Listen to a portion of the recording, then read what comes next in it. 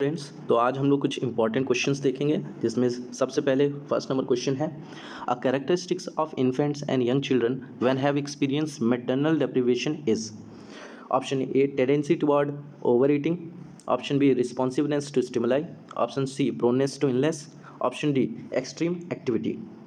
तो क्वेश्चन ये कह रहा है कि कौन सा ऐसा कैरेक्टरिस्टिक्स है जो इन्फेंट और यंग चिल्ड्रन एक्सपीरियंस करेंगे जब उनको मैटरनल लव नहीं मिलेगा। तो करेक्ट आंसर इसका होगा प्रोनेस टू इलनेस। जब माँ का प्यार बच्चों को नहीं मिलता है तो बच्चे इलनेस के प्रति प्रोन हो जाते हैं। चलिए दूसरा क्वेश्चन देखते हैं। Which of the following is an appropriate nursing action when caring a patient who has a radium implant the cancer of cervix. Option A restrict the visitor to more than 10 minutes stay. Option B store urine in a lead line container. Option C wearing a lead apron when giving care. Option D avoid giving IM injection to gluteal region. तो question ये कह रहा है कि अगर कोई patient है जिसमें सर्वाइकल कैंसर है, उसके सर्विक्स पे कैंसर है, तो उसको कौन सा इसमें से अप्रोप्रिएट नर्सिंग केयर दिया जाएगा। तो करेक्ट आंसर इसका होगा restrict the visitor to more than 10 minutes.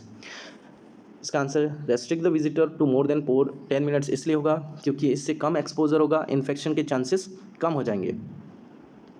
Urine को हम लोग लेड कंटेनर में स्टोर नहीं करेंगे क्योंकि ये सर्वाइकल कैंसर है। अगर कैंसर ब्लैडर में होता तो हम लोग लेड लाइन कंटेनर का यूज़ करते हैं, और इंटरनल सोर्स है तो लेड एप्रन पहनने की भी आवश्यकता नहीं है।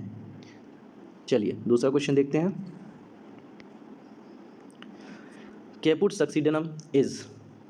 Option A birthmark, option B swelling on the face of the baby, option C collection of fluid under scalp, option D swelling will not cross the suture line. इसका correct answer होगा collection of fluid under scalp. Caput succedaneum क्या होता है, ये जैसे कि school है, उसमें स्काल्प है, ये अगर उसके नीचे फ्लूइड का कलेक्शन हो जाता है तो हम लोग कहते हैं कैपुट सक्सीडेनम। वहीं पे सिफेलोहीमाटोमा जो स्कल होता है उसका पेरिओस्टियम लेयर जो होता है उसके नीचे अगर ब्लड क्लॉटिंग हो जाए तो उसको हम लोग कहते हैं सिफेलोहीमाटोमा।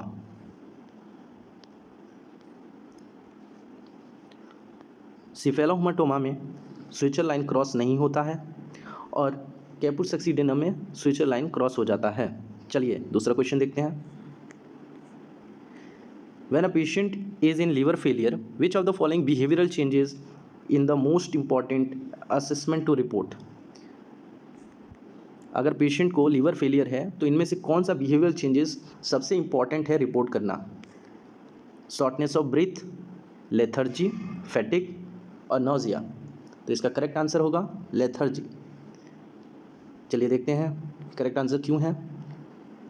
इन लीवर फेलियर, जब लीवर फेलियर होता है तो liver can't able to convert ammonia into urea. जो लीवर होता है वो अमोनिया को यूरिया में कन्वर्ट नहीं कर पाता है। इसकी वजह से अमोनिया का लेवल इंक्रीज़ हो जाता है। उसकी वजह से न्यूरोमस्कुलर चेंजेस देखने को मिलते हैं।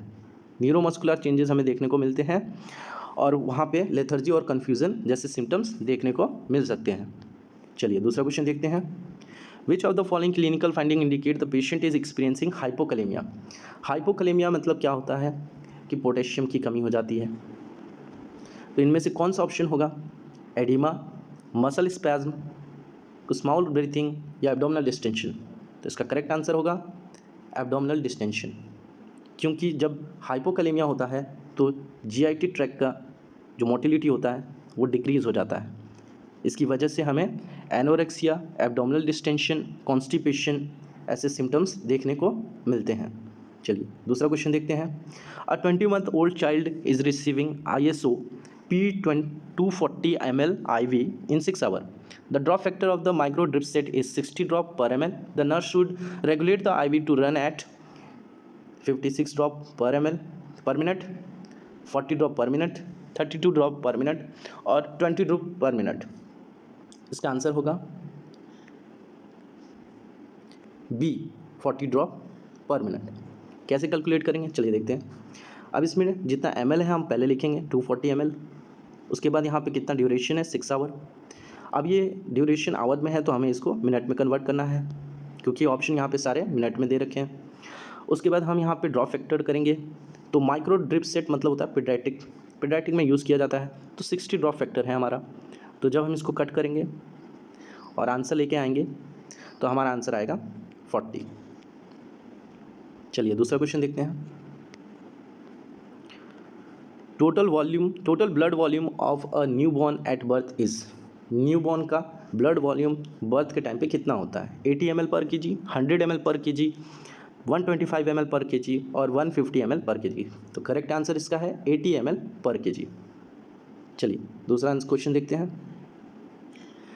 The enzyme that release by the sperm which allows penetration of the ovum is called amylase, hyaluronidase, lipase और ट्रिप्सिन। इनमें से कौन सा ऐसा एंजाइम है जो स्पर्म द्वारा रिलीज होता है जो कि ओवम को पेनिट्रेट करने में मदद करता है? तो इसका करेक्ट आंसर है हाइलुरोनाइडेज। ये स्पर्म के हेड पे मिलता है जहाँ से ये एंजाइम रिलीज होता है और ये ओवम के लेयर को ब्रेक करके फर्टिलाइजेशन में हेल्प करता है। चलिए दूसरा क्वेश्चन देखते हैं। Protein is required for. Protein किस लिए रिक्वायर्ड होता है? Option A weight reduction, option B absorption of calcium, option C maintenance of body tissue, option D synthesis of steroid hormone. तो प्रोटीन का मेन रिक्वायरमेंट क्या होता है? Maintenance of body tissue. अगर कहीं पे भी टिश्यू डैमेज हो जाता है तो हमें प्रोटीन की मात्रा बढ़ानी पड़ती है। प्रोटीन एक्स्ट्रा हमें लेना पड़ता है बॉडी में। हमें कार्बोहाइड्रेट भी एक्स्ट्रा लेना पड़ता है बॉडी में और विटामिन सी भी हमें लेना पड़ता है जो हमें प्रॉपर हीलिंग और टिश्यू रिपेयर में मदद करता है। चलिए दूसरा क्वेश्चन देखते हैं। The reason for using the parental route to administer medication involve. इनमें से कौन सा ऐसा रीज़न है पेरेंटल रूट को देने के लिए?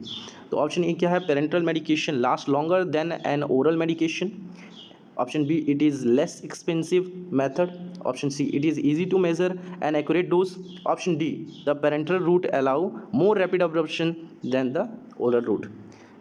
Correct option is D, parenteral route allow more rapid absorption than the oral route. Parenteral route कौन कौन से होते हैं? Parenteral route IV, IM, subcutaneous, intradermal route होते हैं जो कि स्टेराइल टेक्निक से दिया जाता है और इसका रैपिड ऑब्जॉर्प्शन होता है as compare to oral route और एनी अदर रूट पे। आज के लिए इतना ही। Thank you so much.